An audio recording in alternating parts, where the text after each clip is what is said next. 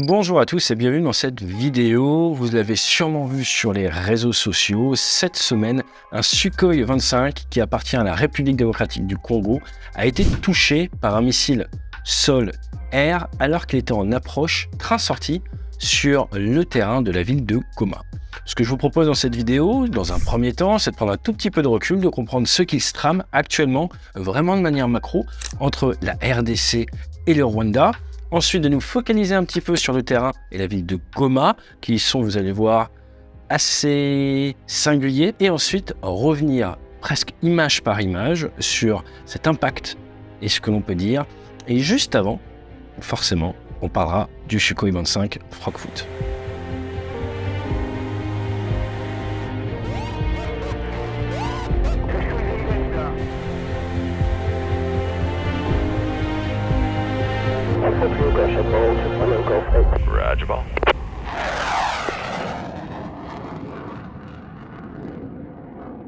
Le Rwanda, c'est le pays aux 1000 collines. 26 338 km², dit comme ça vous parle pas beaucoup, eh bien c'est petit. C'est grosso modo la taille de la Bretagne qui fait 27 208 km². 12 millions d'habitants, ce qui n'est pas rien dans ce pays qui a malheureusement beaucoup fait parler de lui, notamment autour des Tutsis. On va pas faire de politique, néanmoins il faut savoir que RDC, à côté, c'est le troisième pays le plus peuplé d'Afrique, après le Nigeria et l'Éthiopie. On parle de plus de 108 millions d'habitants officiellement, et vous êtes sur une superficie qui est 89 fois, j'ai bien dit 89 fois supérieure à celle du Rwanda, 2 345 000 km². Je vous rappelle que la France, c'est à peu près un demi-million de km². D'un point de vue politique, vous avez sûrement entendu parler des M23. Pourquoi les M23 ? Eh bien, c'est le groupe en fait du 23 mars 2012. Il faut savoir que dans l'est de la RDC, il y a pas mal de groupes armés. On parle d'à peu près 120 groupes armés. Il y a eu pas mal de conflits ces dernières années. Mais le groupe du 23 mars, eh bien, ils se sont opposés au gouvernement à partir de 2012 jusqu'à peu près fin 2013. Et d'après le Congo, ils étaient, si on peut dire, poussés, protégés, armés par le Rwanda. Et c'est pas que d'après le Congo, en fait, puisque des rapports des Nations Unies l'ont écrit noir sur blanc. Le dernier rapport en date, c'était en 2022, où ils ont encore dit que, effectivement, le Rwanda serait derrière le groupe M23. Groupe M23 qui est plusieurs centaines de combattants. Il y a eu des conflits en 2012, on l'a dit. Eh bien, ils sont revenus 2021, 2022 dans ces combats, et c'est lors d'un vol apparemment contre le M23, lors d'un retour de ce vol d'appui, que le Sukhoi 25 a été touché. C'est pour ça que je vous en parle aujourd'hui. Donc c'est en approche sur le terrain de la ville de Goma. Goma, c'est à 1500 mètres d'altitude. Elle est quand même assez haut, hein. Il y a un grand lac à côté, un lac qui a une singularité, je vais vous en parler juste après. Et nous sommes situés à peu près 14 km au sud d'un grand volcan. Un volcan très actif, puisque lors de la construction du terrain qui a commencé en 1973, et bien en 1977, pour être précis, il y a eu une coulée qui s'est arrêtée à 3 km de la piste. La piste faisait 3 km initialement, et en 2002, il y a eu une nouvelle coulée qui ce coup-ci est rentrée beaucoup plus en amont, a amené plus de 1,2 million d'habitants à devoir être déplacés, et a impacté la piste. La piste ne faisait après plus que 2 km. Donc ça est arrivé assez proche du lac. Le grand lac qui est à côté, eh bien c'est le lac Kivu. Et heureusement que ça n'a pas touché le lac Kivu, parce que c'est un lac méromictique. C'est un lac dont les eaux de surface ne se mélangent pas, ou que très rarement, on parle d'une fois par an, pour certaines fois par décennie, ou une fois par siècle, avec les eaux plus profondes. Et donc ce sont des lacs qui se chargent en gaz, et ce lac en particulier a énormément de sulfure d'hydrogène, de gaz carbonique et de méthane.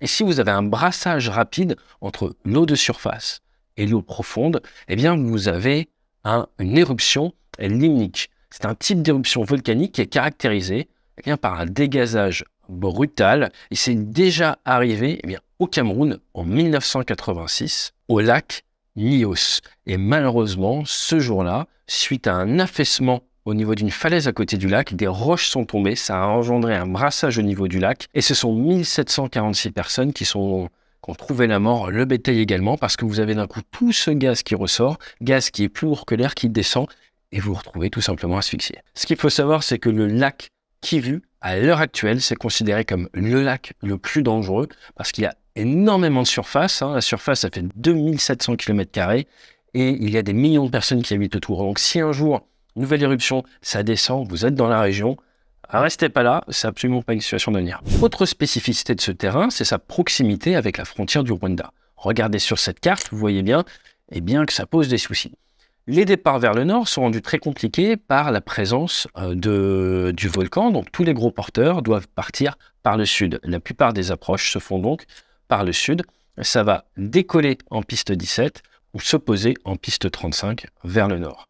Si on regarde l'activité de ces derniers jours, on voit que les avions de ligne qui y viennent, ils traversent la frontière, vont du côté Rwanda. Lors de leur approche, ça ne pose pas aucun souci. Apparemment, il doit y avoir des accords entre les deux pays. Pour ce qui est de la trajectoire précise suivie par le Sukhoi, ce qu'on peut dire, c'est qu'il est en longue finale, train sorti. Savoir s'il a mordu ou pas du côté Rwanda, c'est dur à dire. J'ai trouvé certaines sources sur Internet avec Flight Radar enregistrées hier, donc le 24 janvier, qui montrent qu'il a légèrement mordu au-dessus du lac du côté Rwanda. Néanmoins, je n'ai pas pu authentifier cette trajectoire qui a été retirée par Flight Radar depuis. Mais cela ne nous regarde pas. Toujours est-il, le Sukhoi 25, je pense que vous connaissez à le connaître. Sukhoi 25, son petit nom russe, traduit, ça veut dire un corbeau freux. C'est un type de corbeau. Premier vol en 1975, pleine période guerre froide, opérationnel en 81. Ils ont de suite envoyé 2 avions pour des essais en Afghanistan. Je vous rappelle que les soviétiques qui étaient en Afghanistan avant les occidentaux. Plus de 1024 Sukhoi 25 fabriqués. C'est le successeur de l'IL-2 qui était le tueur de chars pendant la Seconde Guerre mondiale, l'équivalent soviétique de l'A-10. Tout comme l'A-10, beaucoup de renforts pour le pilote, mais également pour certains organes vitaux de l'aéronef. Donc il y a des plaques de protection. Avion subsonique, ça va voler à Mach 0,8, 80% de la vitesse du son.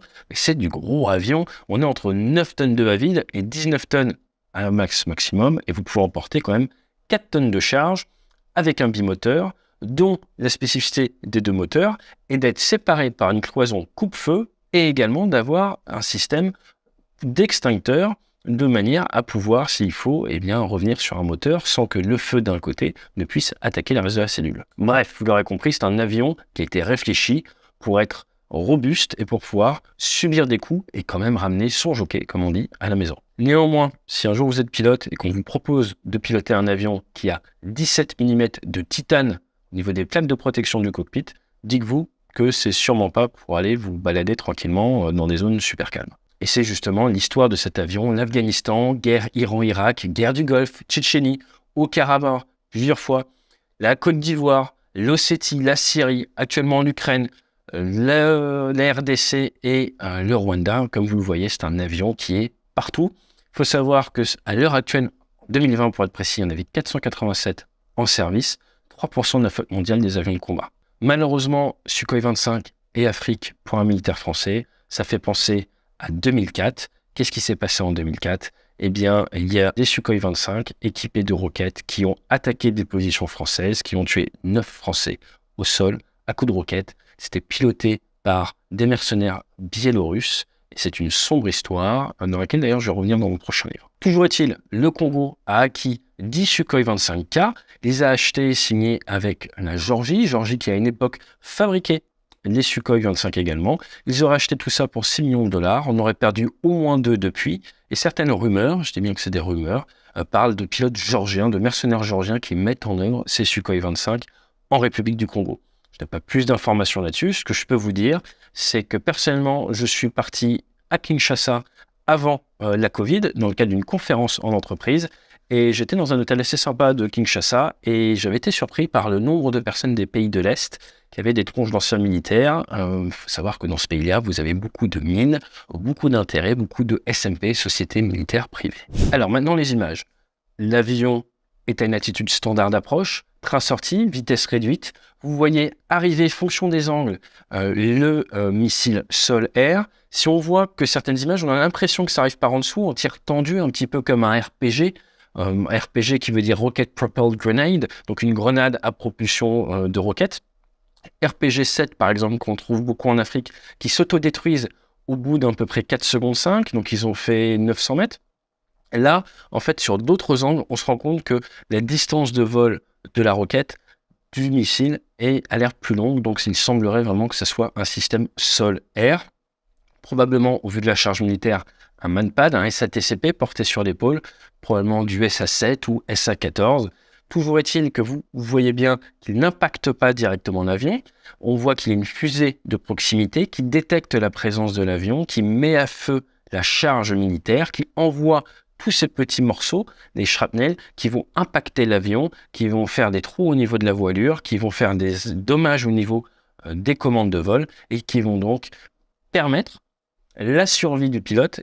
Grâce à son avion robuste, il va pouvoir poursuivre son approche. Qu'il poursuit l'approche, il se pose, il a probablement augmenté sa vitesse d'approche de manière à avoir plus de résistance au niveau des commandes, à avoir une meilleure contrôlabilité. Quand vous commencez à être touché, vous ne voulez pas réduire votre vitesse, vous voulez plutôt l'augmenter, avoir plus de marge. Et coup de peau, la piste qui avant faisait 2000 mètres, depuis 2020, elle a été rouverte à 3000 mètres. Donc avec un Sukhoi 25, il va pouvoir quand même se freiner et on voit sur les images qu'il a déployé son parachute frein. Il a donc sûrement augmenté sa vitesse, déjà pour s'enfuir de la menace, mais aussi derrière pour garder une meilleure contrôlabilité de l'avion. Si un jour vous avez des soucis de commande de vol, ne réduisez pas à fond votre vitesse, gardez de la marge et vous perdrez votre énergie plus tard. Une chose efficace quand vous arrivez rapide pour garder de l'énergie, si vous faites un positive landing, vous approntez d'une certaine manière et ça vous permettra de vous débarrasser d'un surplus d'énergie.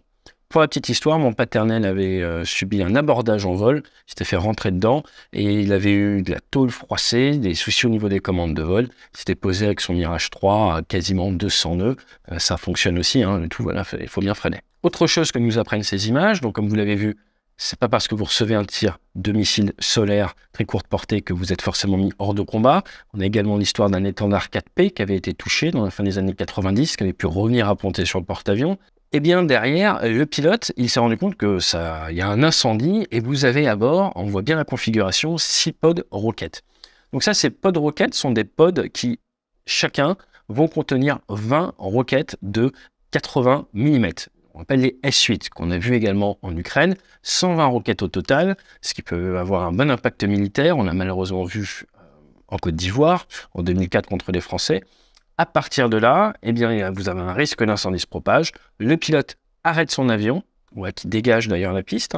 Il arrête son avion, il voit qu'il y a cet incendie qui a l'air de provenir peut-être des réservoirs. Il décide d'évacuer, il retire son groin, un groin qui vous relie à l'avion et qui peut vous faire tomber. C'est important l'évacuation de bien le retirer. C'est classique sinon de se retrouver et de chuter à cause de ça. Et vous voyez que le Sukhoi 25 est assez haut quand même.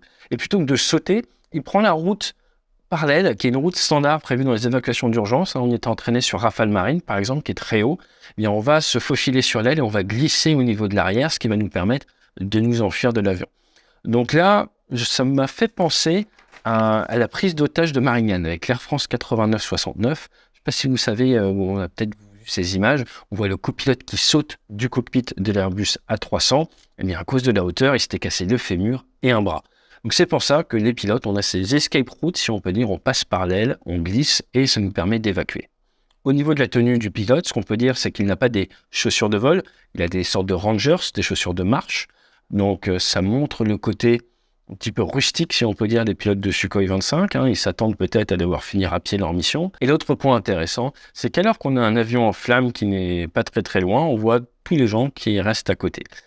N'oubliez jamais, vous voyez un avion en flammes avec de l'armement, que ça peut prendre feu, que ça peut exploser, et voilà. Écartez-vous de ce genre d'avion. Soit vous aidez, soit vous vous écartez. À savoir que sur porte-avions, par exemple les porte-avions américains, vous avez d'énormes soucis à cause de munitions qui prennent feu. D'ailleurs, c'est arrivé au sénateur McCain alors qu'il était dans son avion de chasse à l'avant de l'USS Forrestal en 1967. Suite à un souci de tension, un missile RR était parti, avait impacté sur les avions qui étaient en face. Et là, il y avait eu un début d'incendie. Et parce qu'il y avait, au niveau des aéronefs, de l'armement, tous les avions s'apprêtaient à partir et être catapultés en mission au Vietnam. En gros, vous avez quelques secondes où l'armement résiste. Vous avez 30 secondes à 1 minute, ça dépend. Et à ce moment-là, vous devez avoir les pompiers qui sont spécialement équipés dans ces moments-là, qui doivent arriver à faire redescendre la température. Et malheureusement, dans le cas du USS Forrestal, il s'est arrivé un tout petit peu trop tard. Ils n'avaient pas réussi à faire redescendre la température. Et donc, on avait atteint un point une température qui était telle que les armements ont explosé. Et ça a fait un véritable massacre sur le bateau. Il y avait eu 134 morts. Donc, les marines, de manière générale, ont beaucoup appris de cet accident. Toujours est-il, attention aux explosions secondaires. C'est la base. Donc, éloignez-vous si vous n'avez rien à faire dans une zone comme ça. En définitive, qu'est-ce que l'on peut dire?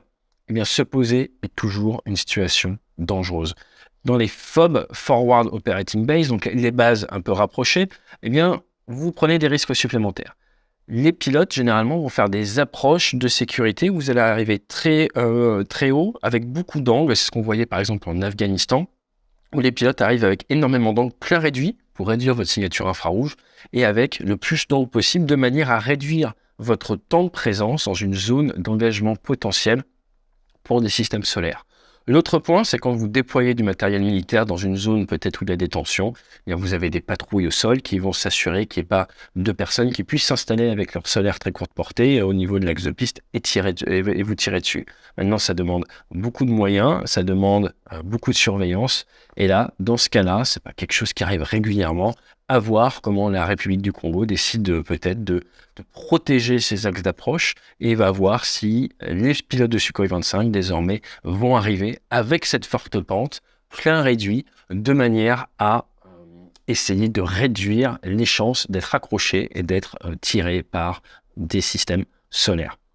Autre point intéressant, on voit que le pilote ne largue pas de l'heure, soit il n'en a pas, leur infrarouge, soit il n'a pas détecté la menace. Avec ce type d'avion, vous allez devoir faire une veille à vue et voir arriver les missiles à vue, ce qui n'est pas facile, vous vous en doutez bien. En définitive, la règle numéro 1 dans une zone de combat, c'est avoir de l'information, du renseignement. Si vous avez l'impression que personne ne va vous tirer dessus au système solaire autour du terrain, il est probable que vous fassiez ce genre de retour. Si vous avez une information qui avait des risques, soit ils auraient changé de terrain, soit ils auraient fait ces approches, forte pente, et pourquoi pas également du leurre préventif ou alors un dispositif de sécurité pour protéger le terrain. L'information, c'est ce qu'il y a de plus important au combat. On l'a vu avec le début de la guerre en Ukraine, savoir que vous allez être attaqué et par où vous permet d'anticiper, vous permet de déplacer votre personnel, vous permet de mettre les bons moyens aux bons endroits, on ne dira jamais assez. Et c'est pas pour rien d'ailleurs que dans la nouvelle loi de programmation militaire, il semblerait que le budget de la direction du renseignement militaire soit doublé. Mais ça, c'est un autre sujet. Allez, fly safe.